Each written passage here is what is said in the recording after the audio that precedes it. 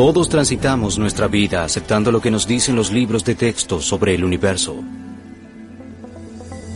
Pero ¿qué sucede cuando se formulan preguntas sobre muchas de nuestras creencias fundamentales? Un misterio que no tiene explicación. Un enigma que desafía la razón. Una respuesta sorprendente e inesperada. Encontrar ese misterio en forma directa puede cambiar su vida para siempre. Cara a cara con los grandes acertijos de todos los tiempos, los más profundos misterios del mundo tocarán su vida de formas que usted jamás imaginó que fuera posible.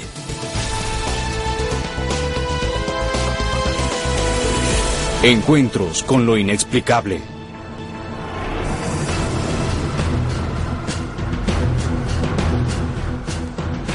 El nuevo milenio trajo aparejadas profecías del fin del mundo, trágicos pronósticos de especialistas y miles de años de advertencias y predicciones de catástrofes ineludibles cayeron sobre nosotros. El 1 de enero del año 2000 fue el comienzo de un nuevo año, un nuevo siglo y un nuevo milenio. Todas ellas buenas razones para celebrar.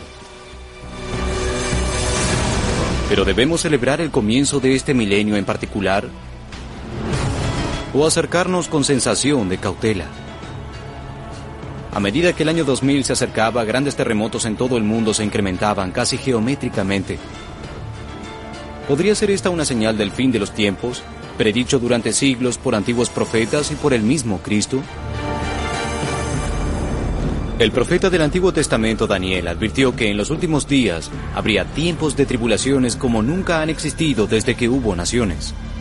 ¿Comenzamos ahora a ver desplegarse estos hechos? A mediados del siglo XX, luego de 2500 años de exilio y diseminación por el mundo entero, el pueblo judío regresó a su territorio bíblico, exactamente como predijo el profeta Ezequiel.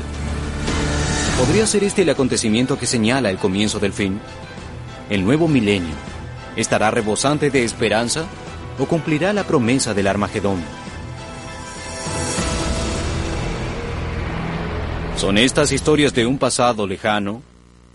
¿O son profecías del fin del mundo a cumplirse en nuestra generación? En la próxima hora examinaremos algunas de las profecías y los profetas antiguos y modernos que nos hablan del año 2000. También escucharemos lo que los científicos nos pronostican sobre el futuro inmediato y qué nos resta esperar en los fatídicos años que nos quedan por delante. Examinaremos de cerca los hechos que parecen poner en marcha el cumplimiento de visiones centenarias. Durante miles de años, las profecías bíblicas nos advierten de una amplia gama de cataclismos, desastres y un apocalipsis que destruirá a la mayor parte del mundo y su población justo antes del milenio.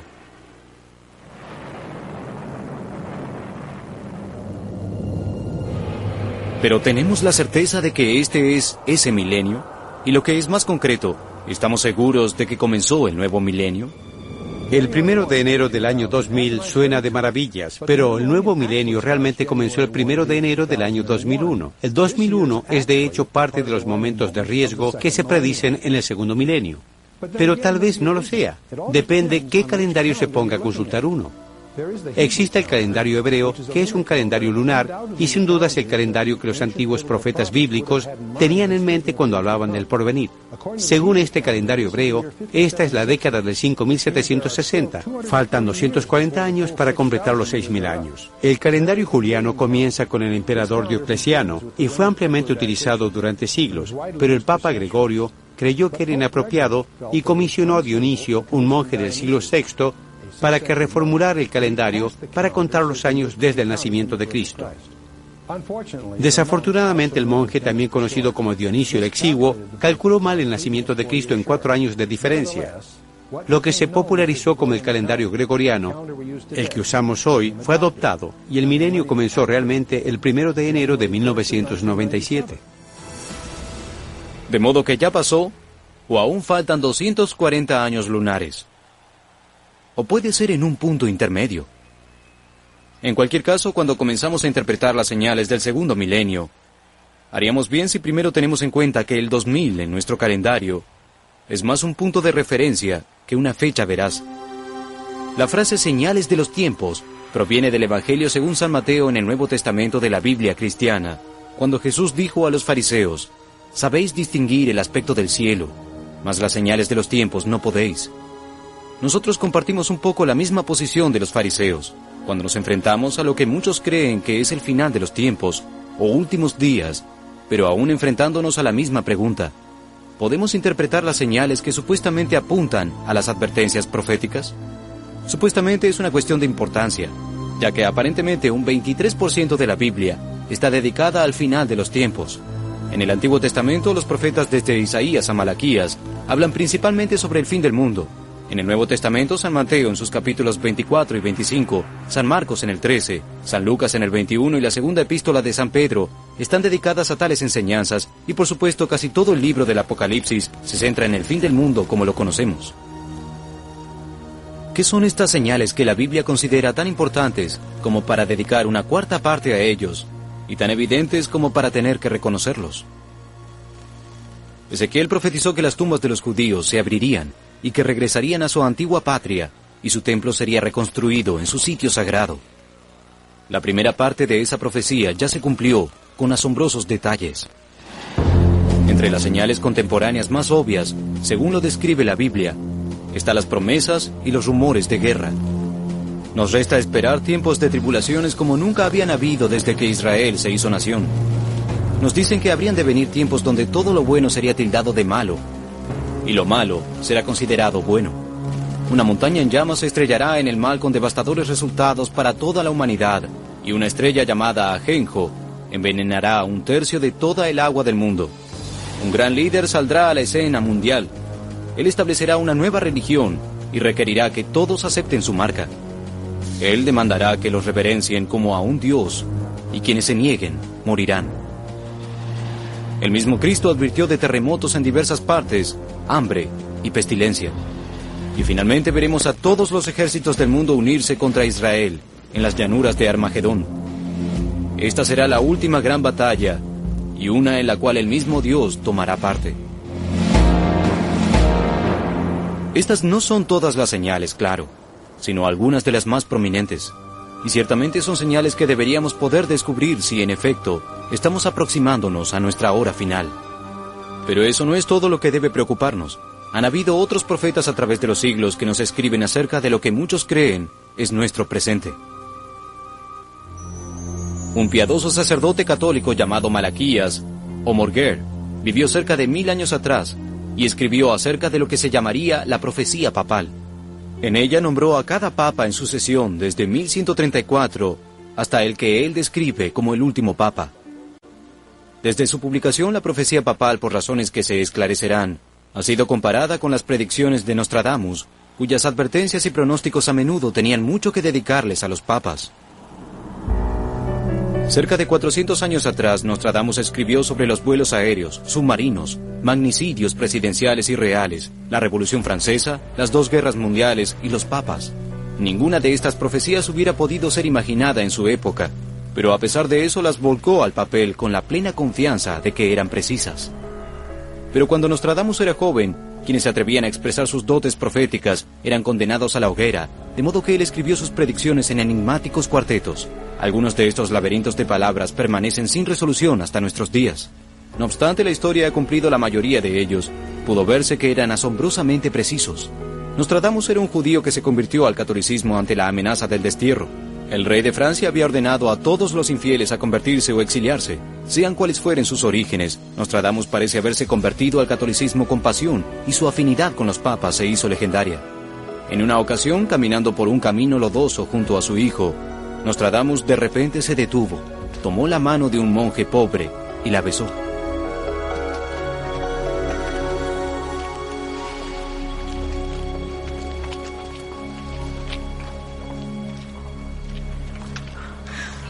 Padre, nos dejas como unos tontos. ¿Por qué crees eso? Porque el hermano Peretti es un monje de innoble cuna, nacido tardíamente en una posilga. Hijo mío, deberías rendirte y postrarte de rodillas ante su santidad el Papa. Anda, vámonos.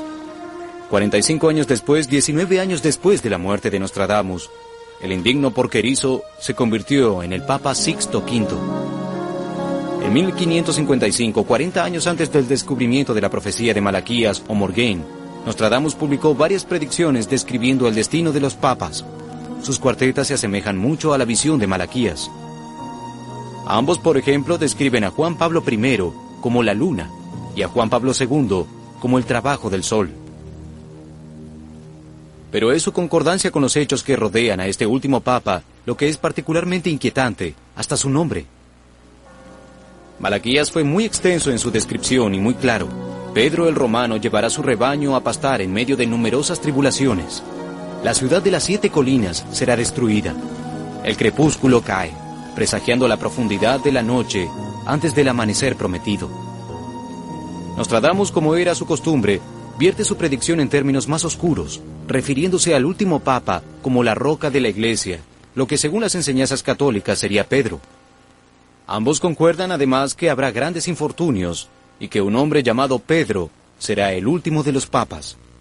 Nostradamus, de hecho, en una de sus cuartetas más directas escribe: «Oh vasta Roma, tu ruina se acerca, no la de tus muros, sino la de tu fluido vital». Al igual que Malaquías o Morgaine, él ve no solo la caída del Papa, sino también la de la ciudad.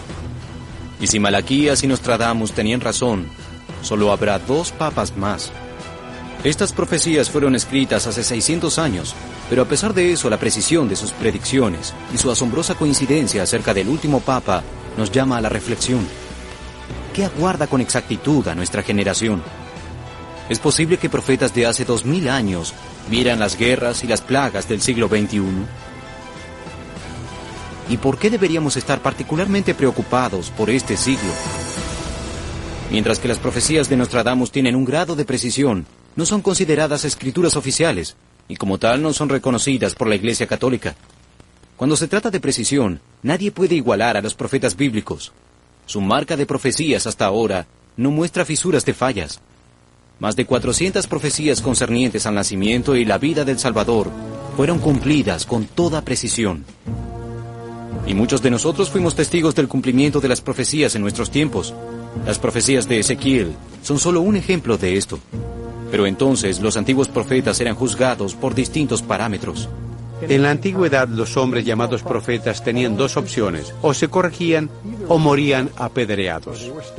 Las profecías a corto plazo eran un negocio arriesgado. Tenías que ser notablemente preciso o tener una suerte milagrosa. No parecen haber motivos para suponer que las profecías bíblicas concernientes al fin del mundo antes de la segunda llegada de Jesucristo sean menos certeras. Aún así, ¿existe algo que señale a este milenio, sea cuando fuere que comenzó o haya de comenzar, como de especial significación? Bien, por una cosa llegamos casi al final de 6000 años de período de prueba según la Biblia.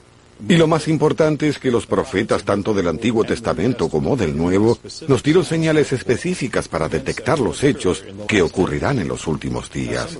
Algunos ya tuvieron lugar, pero tal vez el más importante ocurrió ya y es contemporáneo a nosotros. Hace 2500 años el profeta Ezequiel, hablando de Dios, dijo: «Yo abro a vuestros sepulcros y os haré subir de vuestras sepulturas y os traeré a la tierra de Israel». Y continuó diciendo: «Yo tomo a los hijos de Israel de entre las naciones y los recogeré de todas partes y los traeré a su tierra». Y luego concluye: «Y los haré una nación en la tierra, en los montes de Israel, y un rey será a todos ellos por rey». Esta es una de las profecías más notables y muchos de nosotros vivimos para verla. Ahora, en el contexto, la apertura de los sepulcros se refiere a la restauración de Israel como nación. Y el 14 de mayo de 1948, hace más de medio siglo, los judíos se constituyeron como nación en territorio propio. Creo que la profecía de Ezequiel se cumplió al pie de la letra. Segundo, Jesucristo predijo que habría un dramático incremento en el número de terremotos en los últimos días antes de su segunda venida. Ahora, en la primera década del siglo XX, hubo 3 importantes terremotos de grado 6 o más en la escala de Richter. Desde entonces hubo incrementos sostenidos, especialmente en los últimos 20 años. Por ejemplo, de 1980 a 1990, hubo 310 grandes sismos. Desde 1990 a 1994 hubo una cifra asombrosa de 747 terremotos de grado 6 o más en todo el mundo. Lo que asombra es que la mayoría de la gente no está tan preocupada porque estas cosas vayan a suceder, sino cuándo sucederán. 1000 años atrás muchas personas creyeron que serían testigos del fin del mundo. ¿Por qué lo pensaron aún es una incógnita? Pero hoy, millones de personas señalan a las evidencias bíblicas que parecen sugerir que en esta generación será el final. Pero la Biblia no nos dará mensajes confusos acerca de cómo interpretar la señal de los tiempos. Jesús amonestó a los fariseos, los líderes religiosos de su época, por no saber comprender y prestar atención a las señales proféticas de la llegada del Mesías.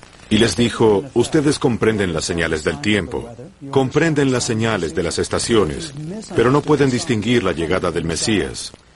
Jesús advirtió a sus discípulos que nadie sabría el día ni la hora de su llegada, solo el Padre.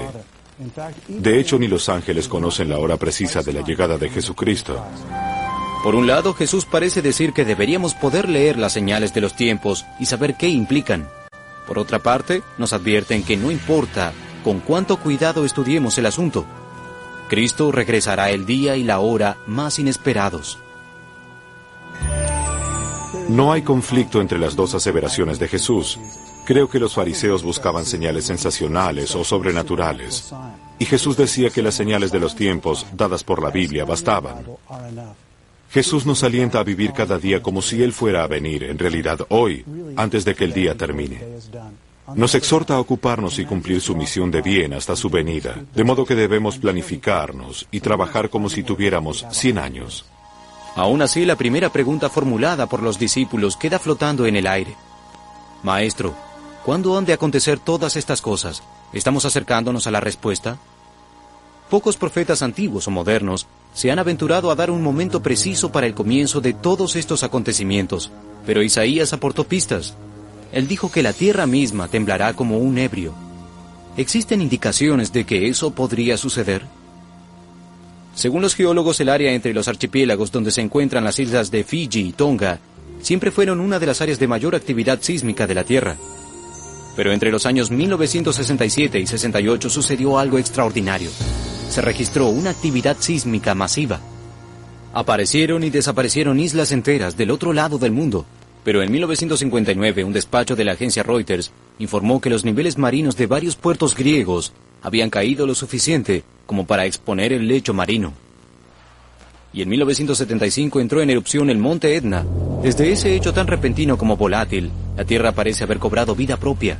Los terremotos continúan incrementándose a una tasa alarmante.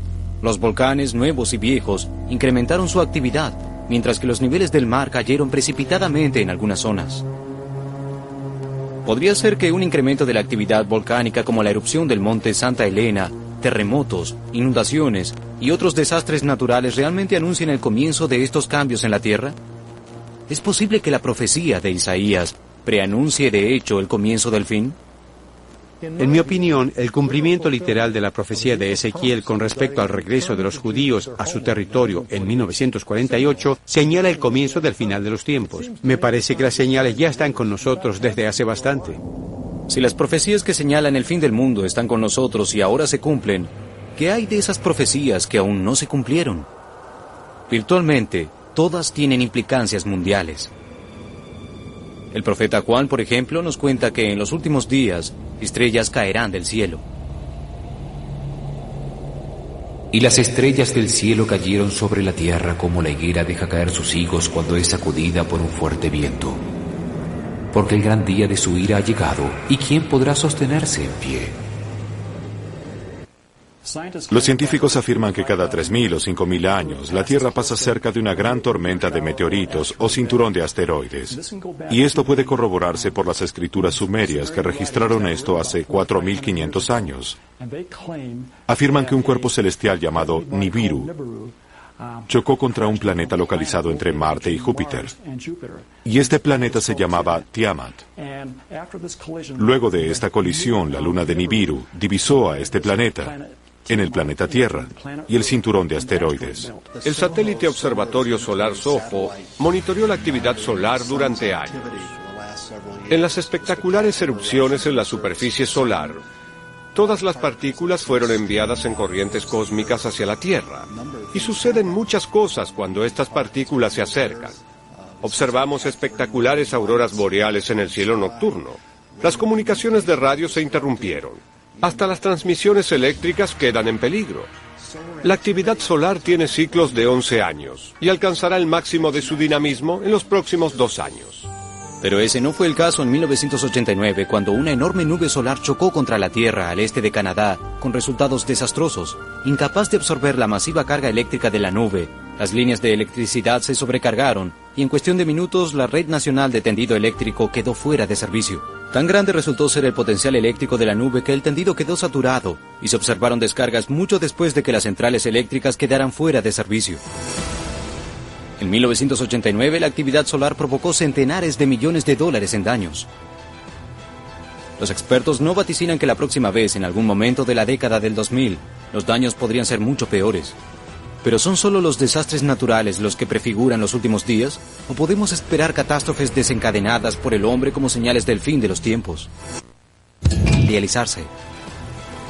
De modo que, ¿qué nos resta exactamente esperar? Volvamos al libro del Apocalipsis. En el capítulo 13, comenzando con el versículo 16, Juan habla de la gran bestia que tendría todo el poder en los últimos días. Y hacía que todos, pequeños y grandes, ricos y pobres, libres y esclavos, se les pusiese una marca en la mano derecha o en la frente, y que ninguno pudiese comprar ni vender, sino que el que tuviese la marca de la bestia o el número de su nombre. Aquí hay sabiduría. El que tiene entendimiento, cuente el número de la bestia, pues es número de hombre, y su número es 666. Lo que Juan parece estar describiendo con detalle considerable es una sociedad sin dinero. ¿Es esa una posibilidad en nuestra vida? Las tarjetas de crédito son maravillosas. Estos pequeños trozos de plástico hacen innecesario cargar grandes sumas de dinero o escribir docenas de cheques. Simplemente las pasas por el lector de banda magnética e instantáneamente la cuenta está saldada. A todos nos resulta cotidiano el sistema de código de barras. Se lo utiliza prácticamente en todas las tiendas de los países tecnológicamente avanzados del mundo. Pero, ¿existe una tecnología que hiciera posible simplemente pasar el lector de barras por la nuca o la frente? ¿Y qué leería exactamente ese dispositivo? Hay distintas interpretaciones de la Biblia que no se ponen de acuerdo. Algunos dicen que la marca estará en la muñeca. Otros dicen que en la mano o en la frente. Varios grupos fomentan los beneficios de una sociedad sin dinero. Las diferencias entre tener una tarjeta de crédito o de débito y tener una marca en la mano o en la frente son sutiles. Hay muy pocos que con tal de comprar o vender, especialmente bajo el dolor de la muerte, se resistirán a recibir una marca semejante. Estamos mucho más cerca de cumplir eso de lo que la mayoría tiende a creer. La vasta mayoría, probablemente más del 85% de las transacciones, ya se efectúan sin efectivo. Para llevarlo un paso más allá, si todos nosotros demandáramos dinero en efectivo en lugar de pagos por otros medios, solo habría papel moneda para cubrir el 5% de las transacciones. Desde el surgimiento de las computadoras, muchas personas han tratado de descubrir la verdadera identidad de esta bestia a través del número 666, pero sin resultados. No obstante, suele ser asociado con otra de las grandes señales bíblicas de los tiempos, el gran líder mundial que será recibido, adorado, hasta venerado, quien finalmente se convertirá en el más perverso y sanguinario dictador en la historia de la humanidad. El hombre al que llamarán el Anticristo, se profetiza, será originario de Medio Oriente pero mandará desde Roma. Este hombre causará grandes preocupaciones a la escena mundial durante los últimos días. Hasta ahora, nadie de dichas características puede ser vislumbrado en el mundo entero. ¿Podría ser posible que los antiguos profetas simplemente fallaran en esto? Dada su marca de constantes precisiones, no quisiera desconfiar de los profetas, ya sea de Daniel, Ezequiel o el mismo Cristo, porque ellos hablaron de épocas de grandes tribulaciones, eras en las cuales veían a naciones levantarse en contra de otras, de guerras, de rumores de guerra, de grandes conmociones y alzamientos, de hambres y pestes, y hablaron de otro hecho que pienso que está a punto de cumplirse. Los profetas de la Biblia vislumbraron el renacimiento del antiguo imperio romano en la generación que precedía el regreso de Cristo. ¿Podría ser que sucediera una cosa así? ¿Están las naciones de la Unión Europea comenzando a coincidir con la descripción de Daniel? La BBC entrevistó al canciller belga Heinrich Spaak hace unos años acerca del Tratado de Roma de 1957 y lo que se proponían al concretar la Unión Europea. Aquel día nos sentimos como los romanos. Estábamos recreando el Imperio Romano conscientemente una vez más. De hecho, el Tratado de Maastricht, del que hablaba Spaak, consistía en la formación del primer superestado mundial. Enfrentémoslo. Es un coloso, una economía, un ejército aliado mucho más grande que los Estados Unidos. Y creo que será una situación mucho más asombrosa que ni siquiera podemos darnos cuenta. Parece ser que se ha dispuesto el escenario. Ahora solamente se requiere que un personaje central se posee bajo los reflectores. Y deberíamos recordar que los profetas advirtieron que se le dio autoridad sobre toda tribu, pueblo, lengua y nación. ¿Es posible que un hombre pudiera ganar un poder tan absoluto y mundial? Los profetas dieron una respuesta también a esa pregunta. La respuesta es la revelación de Juan acerca de la marca de la bestia. Control total sobre el comercio para comprar y vender traerá un control total sobre casi todos los aspectos de la vida, incluyendo la religión. En lo que concierne a superar la soberanía de las naciones, la minoría que apoya un gobierno mundial ya ha sugerido que solo esperan a que tenga lugar una crisis apropiada para que el mundo entero acepte la noción de que todos estaríamos mejor bajo un solo gobierno mundial. Parece ser obvio hasta para el observador casual que el poder ascendente de las Naciones Unidas, el Fondo Monetario Internacional, la Organización Mundial del Trabajo y el Banco Mundial rápidamente destruyen las soberanías nacionales y reemplazan las metas nacionales por prioridades económicas internacionales. Es sorprendente, pero la élite mundial que ejerce el control admitió que ese es su objetivo.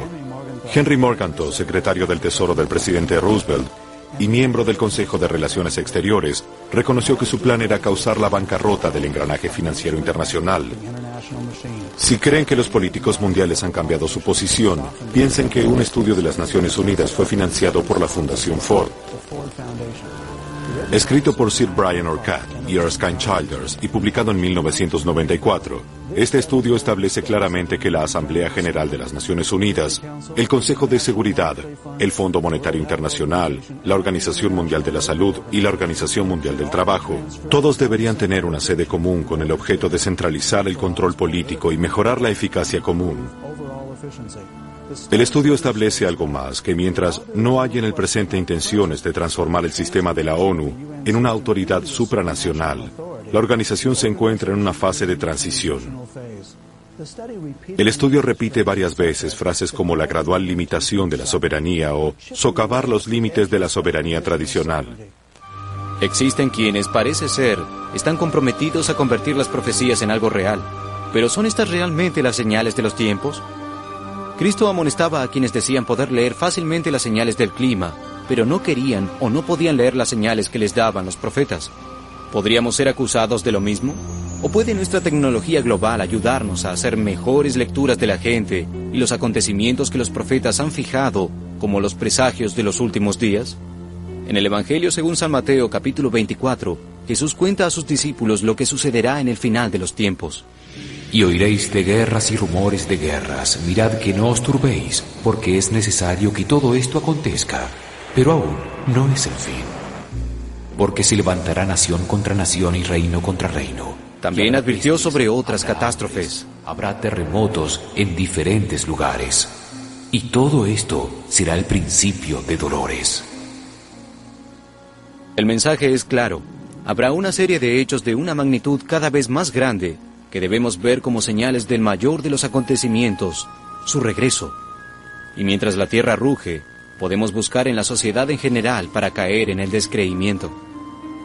En la segunda carta a Timoteo, San Pablo advierte: En los postreros días vendrán tiempos peligrosos, porque habrá hombres amadores de sí mismos, avaros, vanagloriosos, soberbios, blasfemos, desobedientes a los padres, ingratos, impíos y sin afecto natural, implacables, calumniadores, intemperantes, crueles, aborrecedores de lo bueno, traidores, impetuosos, infatuados, amantes de los deleites más que de Dios, que tendrán apariencia de piedad, pero negarán la eficacia de ella. A estos evita.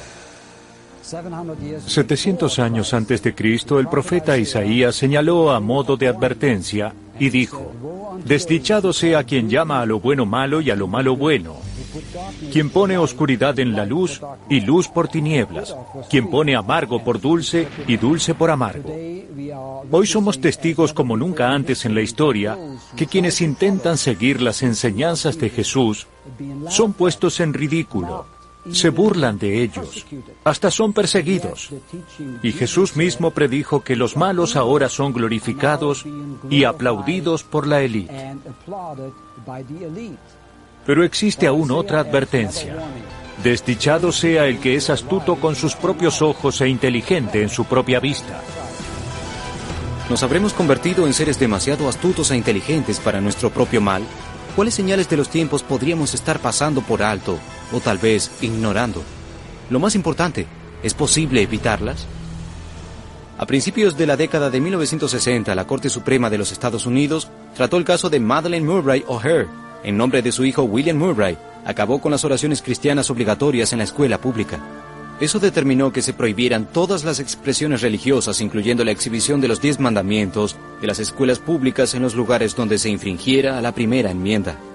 Antes de 1962, las encuestas docentes contaban entre los principales problemas de la educación pública la conversación en clase, mascar chicle, hacer ruido, correr en los pasillos, salirse de la línea, utilizar ropa inadecuada y no arrojar los desperdicios a los cestos. En solo 20 años, en 1982, los problemas más graves de las escuelas públicas pasaron a ser la violación, el robo, el saqueo, los incendios provocados, las bombas caseras, el asesinato, el suicidio, el vandalismo, la extorsión, el abuso de drogas y alcohol, la guerra de pandillas, los embarazos adolescentes, el aborto y las enfermedades venéreas. Hoy esos problemas no están en vías de solucionarse, empeoraron. ¿Será posible que la generación descrita por San Pablo ahora esté levantándose? Hay aún más. El profeta Juan profetiza hechos realmente trágicos que ocurrirán poco antes de la apertura del 7º sello. La descripción de estos hechos es tan horrorosa que la mayoría de nosotros tiende simplemente a ignorarlos, pero son señales. Según el capítulo 8, versículo 8 del Apocalipsis, algo como una gran montaña ardiendo en fuego fue precipitada en el mar, y la tercera parte del mar se convirtió en sangre, y murió la tercera parte de los seres vivientes que estaban en el mar, y la tercera parte de las naves fue destruida. El 16 de junio de 1999, la BBC informó que un asteroide recientemente descubierto, de 800 metros de diámetro, se dirigía hacia la Tierra y no colisionará con ella, pero sí pasará a una 10ª parte de la distancia entre la Tierra y la Luna. Se espera que llegue en el 2027 coincidiendo con los cálculos de Nostradamus. En 1999 descubrieron un asteroide de unos 800 metros de diámetro. Y los investigadores del Instituto Smithsoniano calcularon que el 7 de agosto de 2027 pasaría a unos 37.000 kilómetros. Otros están preocupados por lo que sucederá cuando vuelva a pasar en el 2039, ya que es posible una colisión debido a la fuerza de gravedad ejercida por la Tierra hacia el asteroide. Los astrónomos advierten que la colisión es solamente una entre muchas posibilidades para esta roca cósmica, y según un informe de CNN Interactive, de colisionar con la Tierra, tendría el impacto de 2 millones de bombas atómicas. Juan también nos habla de una gran estrella ardiendo como una antorcha que cayó sobre la tercera parte de los ríos y sobre las fuentes de las aguas. Y el nombre de la estrella es Ajenjo, y la tercera parte de las aguas se convirtió en Ajenjo, y muchos hombres murieron a causa de esta agua porque se hicieron amargas. Personas en el mundo no cuentan con agua potable, y se prevé que para el año 2025 aproximadamente 2.000 millones de personas o más no contarán con la cantidad necesaria de agua potable. Esto representa la tercera parte de la población mundial. Antes de descartar ese problema como propio del tercer mundo, consideren esto. Un informe de la CBS de enero de 2000 indica que el 46 de los 48 estados de Estados Unidos tienen aguas potables contaminadas por un aditivo de gasolina autorizado por el Congreso para limpiar el aire. Le da un sabor amargo al agua, la hace oler a queroseno y es mortal. Incidentalmente, Chernobyl, traducido, significa ajenjo. ¿Nos atrevemos aún a ignorar las señales? Jesús alentaba a prestar atención a las señales proféticas de su regreso. De hecho, en el Evangelio según San Lucas, dijo, cuando estas cosas comiencen a suceder, erguíos y levantad vuestra cabeza, porque vuestra redención está cerca. De ser el caso, hay una señal que haríamos bien en buscar. Es la señal que advierte sobre la última gran batalla y marca el verdadero fin de las eras y el comienzo del milenio. Ezequiel habla con convicción de un gran ejército que aparecerá en la escena en los últimos días, que habrá partido de las tierras del norte y liderados por un príncipe llamado Gog. Muchos especialistas estiman que la fuerza invasora será una coalición multinacional encabezada por Rusia. El antiguo término Mesec, de hecho, refiere a la ciudad moderna de Moscú, y la antigua Tubal sería una referencia a la moderna ciudad de Tobolsk. Pero Ezequiel también advierte que traerán persas con ellos, la actual Irán, libios, etíopes, y en los últimos años buscarán aniquilar a Israel. El profeta Juan agrega considerables detalles a la narración de Ezequiel. Dice que el ejército será considerablemente más grande que cualquier otro ejército jamás reunido. En un ejemplo de cómo las profecías pueden encontrarse en los titulares actuales, en 1961 China declaró que podía constituir un ejército de 200 millones de soldados. Ezequiel predijo que Gog llegaría con muchas naciones, una gran horda, como una nube que cubriría la tierra, y que buscarían aniquilar la tierra que fue devuelta de la espada, y está poblada de mucha gente. La destrucción de Israel parece asegurada, pero en el último minuto el Señor se hace presente y lanza su terrible acometida sobre las fuerzas de Gog. El mundo, según los profetas, antiguos y modernos, ahora está geopolíticamente alineado para cumplir las profecías. Pero, ¿existe la manera de saber cuándo comenzará esa batalla? En Daniel capítulo 9 hay una profética tabla de tiempo. Habla de 70 grupos de 7 años cada uno, un total de 490 años. El reloj comenzó a andar cuando se ordenó reconstruir Jerusalén después de haber sido destruida por Babilonia. Se detuvo el día en que Cristo entró a Jerusalén para proclamarse el Rey, el Mesías. Eso fue exactamente 483 años después. 69 de los 70 periodos ya pasaron. El reloj profético se detenía a la hora señalada y Daniel describió una brecha entre los 483 años y los 7 años finales de la tabla de las profecías. Durante esa brecha los hechos que alguna vez fueron proféticos ahora fueron confirmados en la historia y ahora buscamos ese reloj para volver a contar. Según la Biblia, el conflicto de Medio Oriente continuará escalando y amenazará la paz mundial.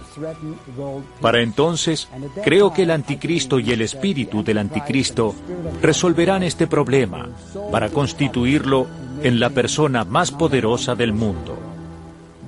El futuro líder mundial sellará un poderoso pacto con los israelíes y bajo su protección se reconstruirá su templo en Israel. Y la ley de Moisés, de ofrendas y sacrificios, será reinstituida. El profeta Daniel deja muy en claro que un líder israelí firmará un trato con la Unión Europea y que eso constituye el comienzo de grandes tribulaciones que durarán 7 años. El punto culminante de esas tribulaciones es la batalla de Armagedón. Tal vez podamos interpretar las señales de los tiempos, al menos algunas de ellas. La cuestión es si estamos dispuestos a enfrentarnos a la realidad de los hechos que están por venir. Hoy podemos sentarnos frente a nuestra televisión o computadora y escuchar y ver cómo se cumplen las profecías. Con la ayuda de los conocimientos científicos adquiridos a través de los siglos, ahora podemos cuantificar las profecías acerca de los cambios en la Tierra, pero hay otras cosas más difíciles. Generación tras generación de habitantes del mundo vienen tratando sin éxito de acabar con las guerras. Ahora, aun cuando nos esforcemos para evitar lo que parece ser la ineludible batalla final, el éxito nos parece esquivo. Si estas son verdaderas señales de los tiempos, ¿es la devastación que se predice para el mundo una certeza? ¿Existe un modo de escapar al terrible porvenir como resultado del gobierno del anticristo y la marca de la bestia? ¿Son la ciencia y la tecnología lo suficientemente poderosas como para inventar los medios para evitar los desastres sobrenaturales que Juan vio en sus predicciones? ¿O será la nuestra la generación de los últimos días? A medida que buscamos interpretar las señales de los tiempos, no debemos olvidar que las predicciones de los profetas del Antiguo Testamento han resultado certeras a través de los siglos. Esa fuente de presagios ha estado al alcance de todos durante toda la historia. Para los oídos prestos a escuchar, no falta el beneficio de una palabra de advertencia.